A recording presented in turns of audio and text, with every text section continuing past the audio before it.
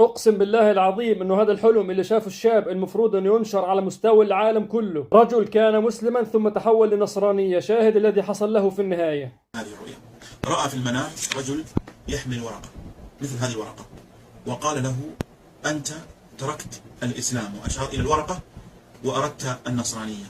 تركت الإسلام، وبدأ يطبق هذه الورقة كما ترون الآن. قال: تركت الإسلام وهو شهادة أن لا إله إلا الله وأن محمدا رسول الله. طبقها هكذا: شهادة أن لا إله إلا الله وأن محمدا رسول الله، وإقام الصلاة،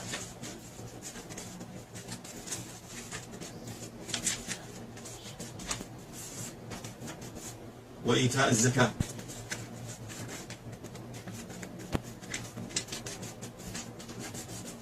الزكاة، وصوم رمضان،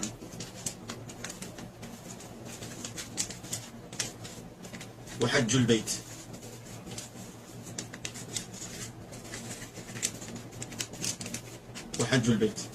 تركت الإسلام، وهذا تركت الإسلام دين التوحيد هذا الواحد، وأردت النصرانية دين الثلاثة. وبدأ يفك هذا الورقة هكذا 3، وأردت الثلاثة، فمصيرك هو، وبدأ يقطع الورقة، هو هذا.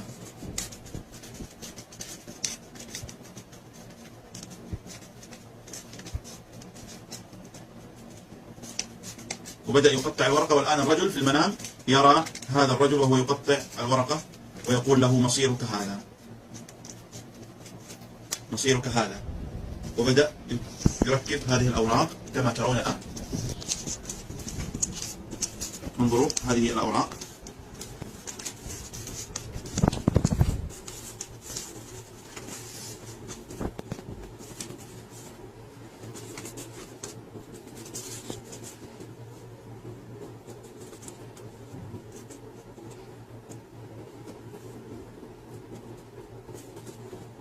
مصيرك هذا، وهو هيل أي الجحيم.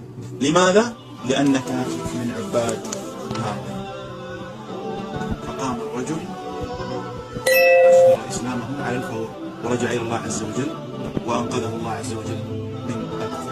فإذا نحن قصرنا في الدعوة، الله عز وجل يسخر الرؤى والمنامات لرجوع الناس إلى الإسلام.